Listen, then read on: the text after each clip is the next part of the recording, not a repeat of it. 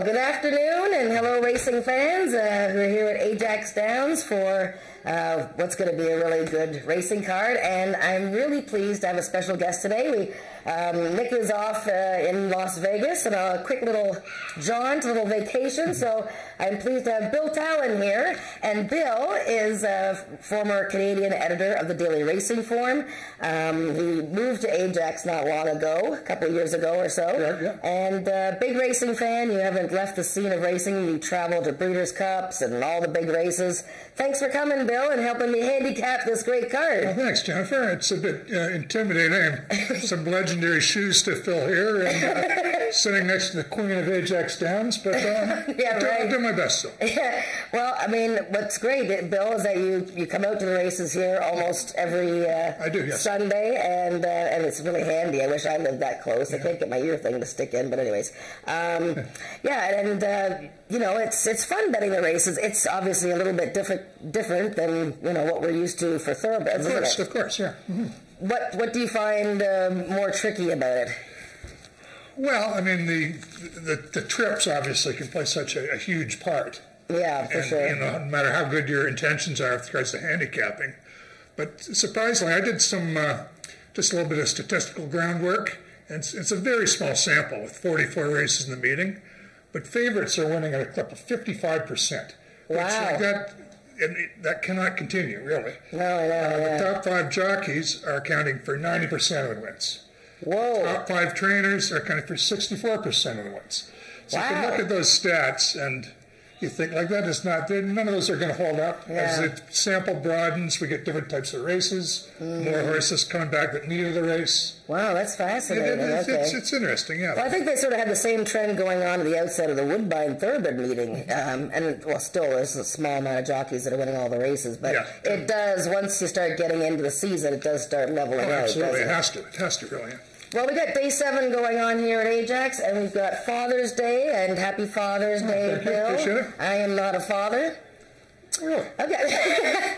And we got lots of events and prizes, and we got some great racing. So let's get right into it, because we got lots to talk about here. Race 1 is a speed index race for 90 and under, and we have scratches today. All the Tom Dunlop horses are scratched today. Okay, I did not know Bill, that. he's not in town, so Trey Fortune, number 3, is scratched, and we're going to see the picks on the screen here. You know what? Home to Vegas is a favorite horse of a lot of us. Oh, I see nobody's picked him because he's been second twice this year. Look at, he was like the top 2-year-old a couple years ago. We love Home to Vegas, but you know what? He just has to show us that he's still got that sort of killer instinct in the stretch.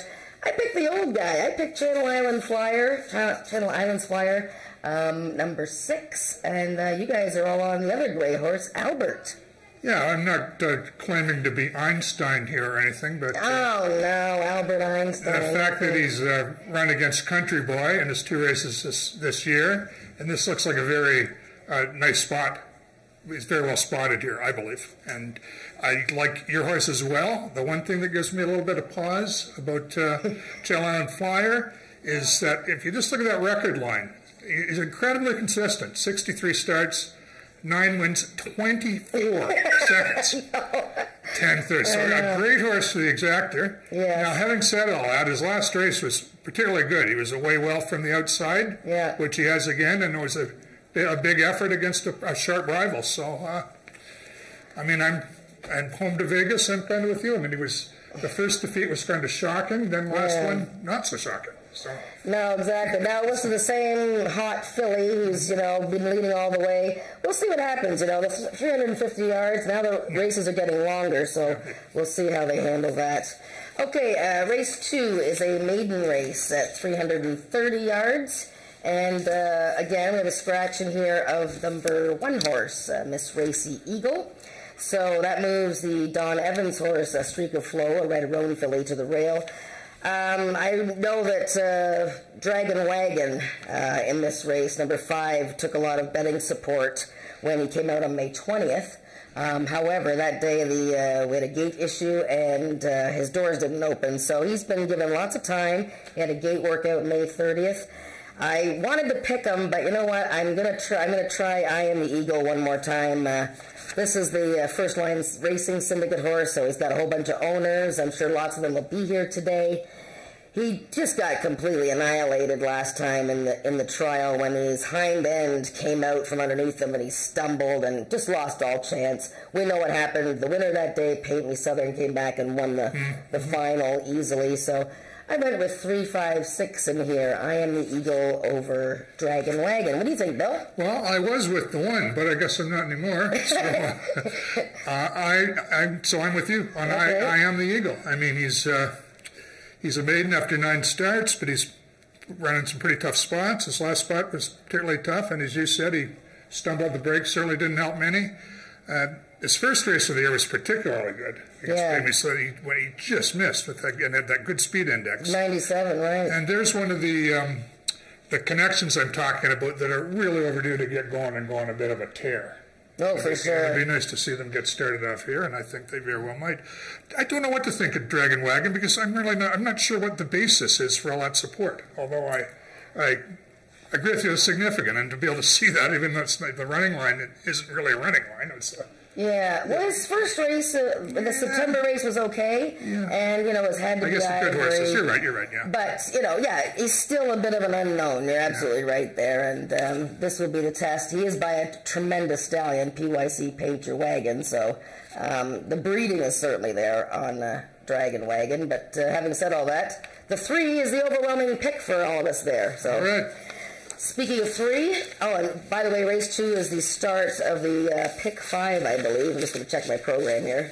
See, Mick usually does this. Yes, the pick 5, which has got a carryover of several $100s. So get your pick 5 bets in, because that's a fun bet if you can pick 5 winners in a row. Race 3 is a speed index race, which is almost exactly like the race June 3rd. What is there? Almost every horse in that June 3rd first race is back in this event, so I just went with the horse that won it easily, Hope Rambles On, the 1 horse. She was taking a big class edge that day, and she won easy enough for me, and she's right back, so why not? I like the looks of Fast Prize Gal, though. She closed really well in that race, and that was only her 2nd start of the season. She's a younger filly, so she's still up against tough older mares and geldings here, so I like Fast Prize Gal for 2nd, and I threw in Isa Dexter for 3rd. What do you got in here, Bill? Hope Rambles On. She looked a bit like a slam dunk last time. Same class. I think there's 5 of the same horses coming back, or 4 or 5 against her. And the one thing when I look at a race like this, or any race for that matter, I like to look at their winning records, and most of the horses in there are pretty light in the win column. Yeah. I give your 5 a bit of a pass there, so I run 5 times. But for that reason, I lean to the 9 on the outside as my 2nd choice, Shake Some Sugar, because she has won 4 races. She was making her first start when she was 4th to Hope Rambles On, and she's the only other horse in here is a multiple winner. Passum Lane's won a couple of races, but and I think should hit the ticket here. Spatero and Greg Watson are a good combination. And excellent. That's good. Shake Some Sugar. Okay, we got a good different analysis there for sure. We're going to go to the backstretch. Natalie has a special guest, trainer Don Evans, who's training at Fort Erie and now Ajax. Natalie? Don, we're seeing a lot more of you at Ajax so far this season because you were racing out of Hazel Park in Michigan. How's the move been? Long. I drive 15 hours a week now, but it's fun up here. Everybody's easy to get along with, and maybe someday we'll have racing in Michigan again. Hopefully for your sake, but at least Canadians are very nice and very welcoming. They've been very welcoming. And let's talk about that 2nd race. You have a beautiful horse by the name of Streak of Flow. Please tell me about Streak of Flow and her beautiful red roan color. A Streak of Flow is actually by a barrel sire, a Streak of Fling. He's a very famous barrel sire, and the red roan fillies are the ones that are highly sought after for the barrel circuit. She'll have another career when she's done racing for sure. Of course, because she's so beautiful. And that 4th race that you're also in, Fish and Feature. Tell me about Fish and Feature and the bad start that it may have had in the beginning in its first race at Ajax Downs, and how you think that Fish and Feature will be able to bounce back today. Well, he's a little farther on the outside. He's got a different jockey on him today. I'm hoping he's going to do a lot better. He's one of the fastest horses I've ever had, but he's just not. He's still a little immature. All right, he's not gone fishing yet. Not yet. No, he's still in the boat for now. And the 7th race, the Gridiron Gallop, is a big race today. One Dashing Z, your horse today. What are your thoughts on how he'll do today? She's a little overmatched in that race, but she's incredibly fast at the start and good out of the gates. She'll have a chance, but there's some incredible horses in there. That's right. They don't call it the Gridiron Gallop for nothing. Absolutely not. Well, thank you very much, Don, and best of luck today. Thank you. Back to you. Great day. Thanks. Oh, that's great. Thanks, Natalie and Don Evans, and best of luck, Don, and nice to have you here.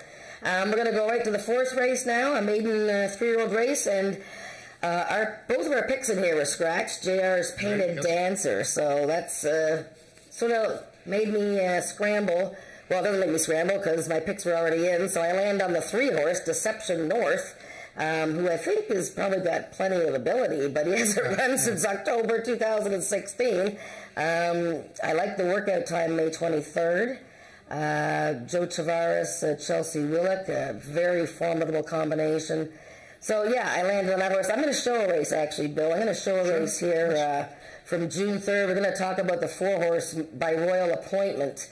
He's making his 2nd start. So let's take a look at him. He's in post position 3. So he's the number 4 horse, I believe, here. He's a chestnut horse. Yeah.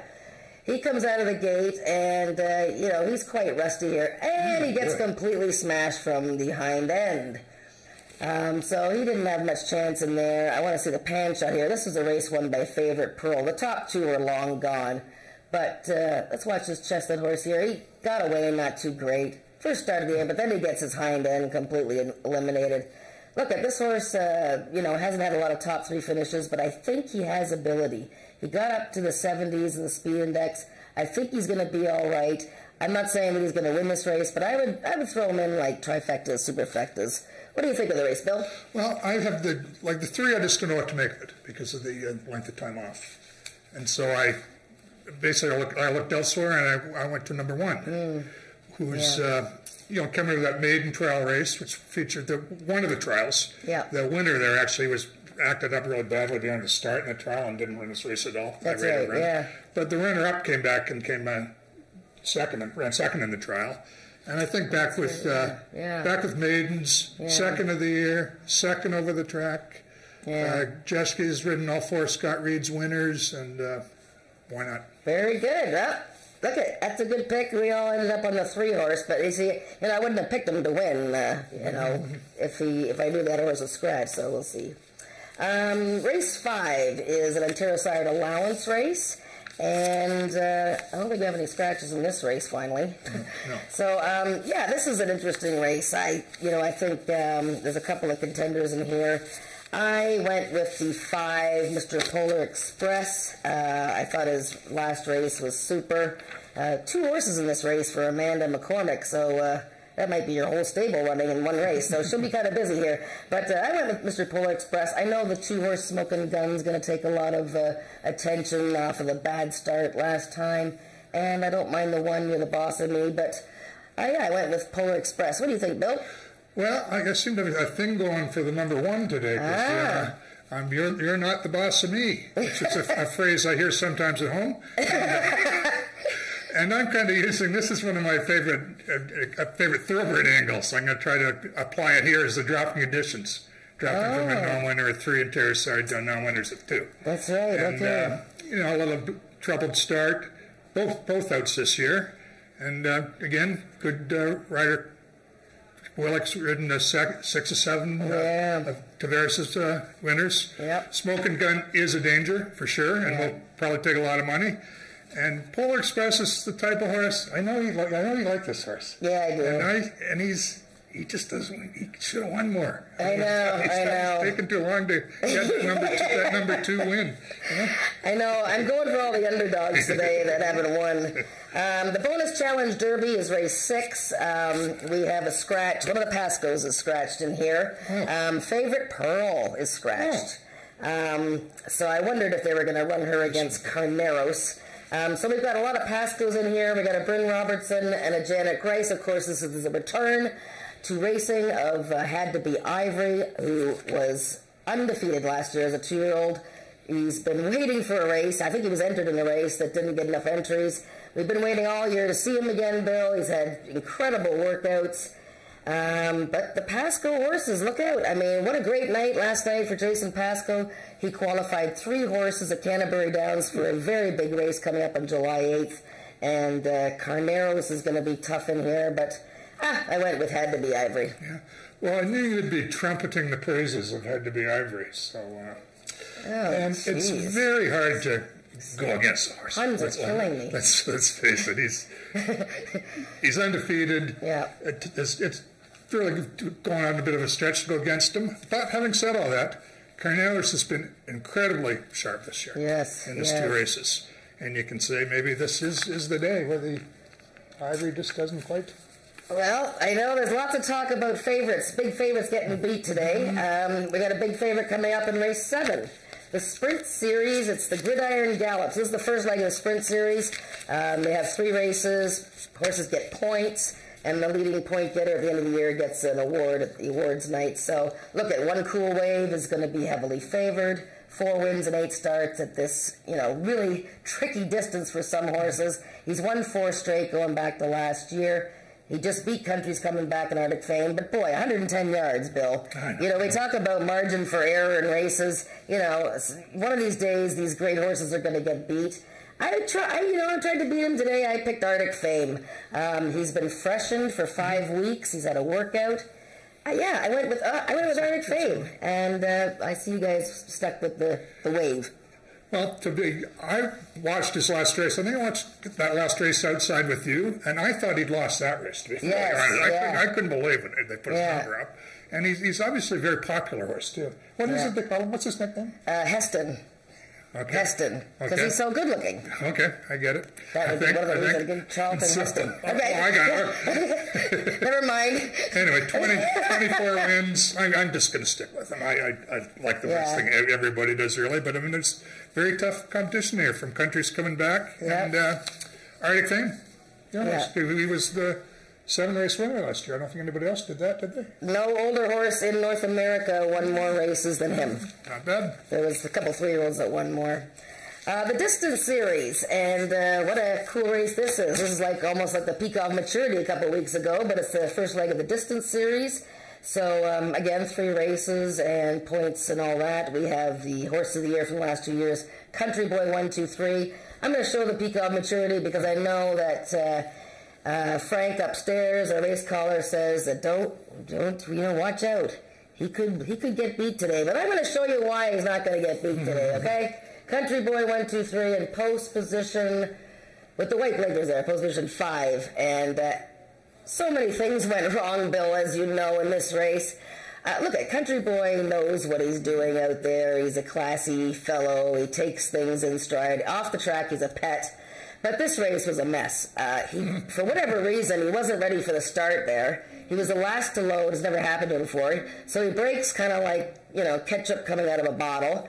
Corey drops his stick halfway down, and now right there, and now all of a sudden he's just going to scream at him and sort of go, yippee yahoo.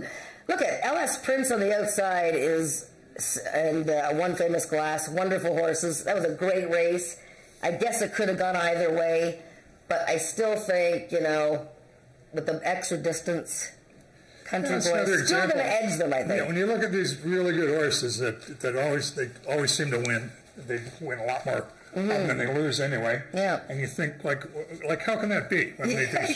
And then you see a race like that, and if it's possible for a quarter horse to know where the wire is, this guy does. Yeah. Yeah. Like as you said, all those things went wrong. I was watching that race with you too, and yet he prevails. Again. No. And why wouldn't he do it again? I mean, he cannot win every time. But, no, he will lose one day. But it's fun to watch him, and he's a horse to be promoting and cheering on. Plus One Famous Glass and LS Prince. I mean, these are great horses. It's a great race. Crowd pleasers. And a show wagering. So you know what? You can go crazy on a show wager in that race. And we're going to wrap up the card with the 9th race, and I know Doug McPherson's best bet is in this race. This is a starter allowance. I found this quite a difficult race. I ended up landing, Coal Miner's scratch, that's right. Number 3, Coal Miner, the old timer, is scratch. But I found this a difficult race. I went with Corona's Chrome, number 4. You know, I don't usually pick horses that haven't won multiple races in starter allowances, but I just love the way he ran last time. It was a season debut. He was flying at Carneros. And I mean, look at these horses that are qualified for this race. He had to run for a claiming race of $10,000 or less since May 2016, and he ran it in September. So he fits the conditions fairly nicely. Obviously, Reckless and Wild is a serious contender here. Oh, you guys are on the same horse. All right, so tell me about Iconic Shift then. Why do you guys like this horse so much? First of all, one thing, like this is an interesting condition, and one of the first things I do when I see a race like this is I go down and if I find the race I qualified in. Okay, like right, he ran for 5 right at the end of last year. Yes. That might have even been the last day. I don't know. He won. Yeah, it was the last day. Nobody claimed him. He comes back against Country Boy. 2 lengths. Now, I believe he was scratched out of the next race. June 3rd was a vet scratch. Yeah. June 3rd. Now, a little bit of cause for concern, but again, I think he has a bit of a class edge here, and I like him. Okay. And I don't mind hearing that Doug McPherson isn't best bet either. Dougie doesn't miss a thing, and I asked him last night his best bet. He loves Iconic Shift. I like Corona's Chrome. I hope you guys all have a great day gambling. I'm going to be outside all day giving you the rundown. It's a hot one, so the horses might come over a little bit later, but check them out in the post-Braden paddock. Bill, thank you so much for joining us. Best of luck today betting the races, and we'll see you guys in a bit.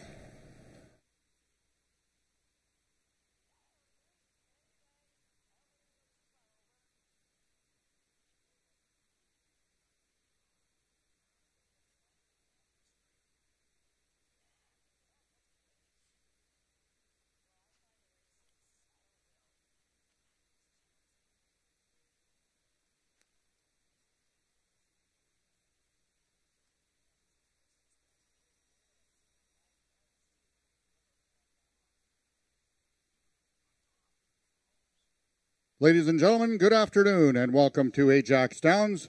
I want to wish all the fathers a happy Father's Day.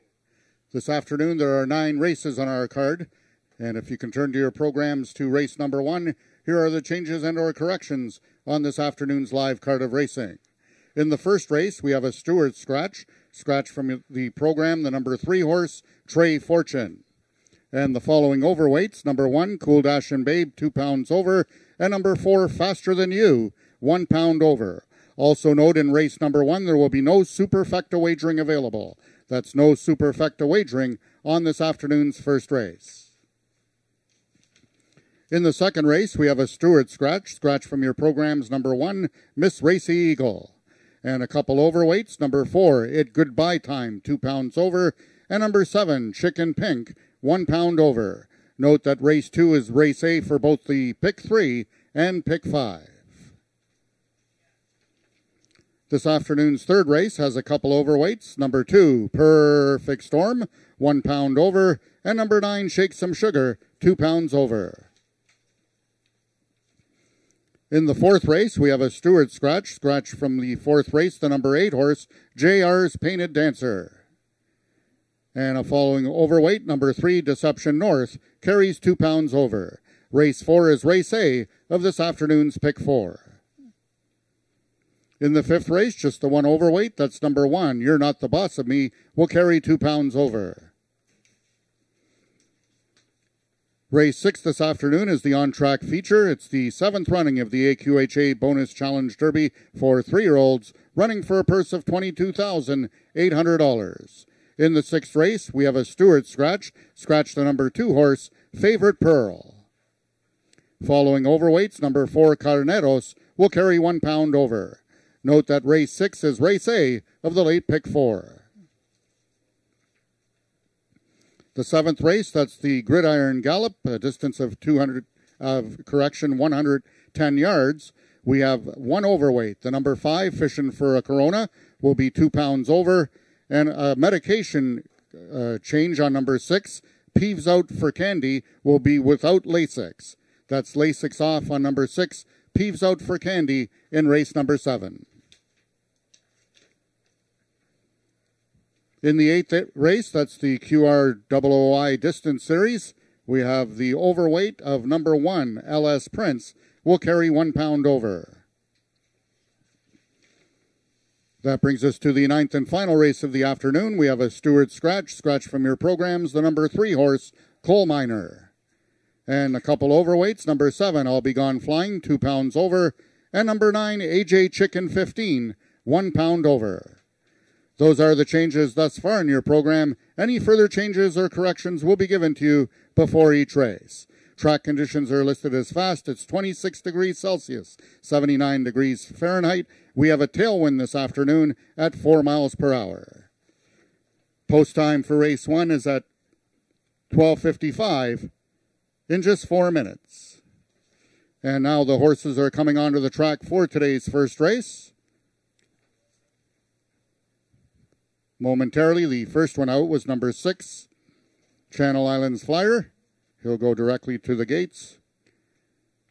Note that we have the extreme heat this afternoon, so horses will be parading at a shorter period of time to the starting gates.